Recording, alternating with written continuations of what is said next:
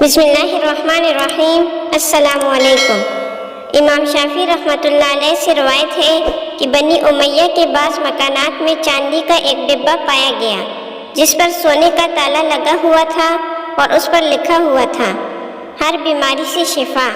اس ڈبے میں یہ دعا لکھی ہوئی تھی: بسم اللہ الرحمن الرحیم، بسم اللہ وباللہ ولا حول ولا قوۃ الا باللہ العلی العظیم، اسکن ایھا الوجع سکنتک بالذی یمسک السماء ان تقع علی الارض الا باذنہ ان اللہ بالناس لرؤوف الرحیم۔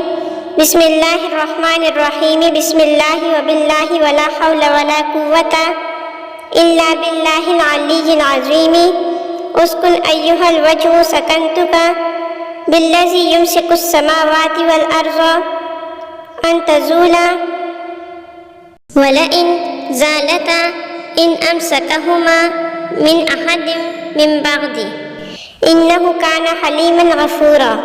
امام شافعی رحمۃ اللہ علیہ فرماتے ہیں کہ اس دعا کے بعد میں کبھی طبیب کا محتاج نہیں ہوا۔ یہ دعا درد سر کے لیے مفید و مجرب ہے۔ امید ہے کہ آپ کو ہماری ویڈیو پسند آئی ہوگی اور ساتھ ہی ہمارے چینل کو سبسکرائب کر دیں۔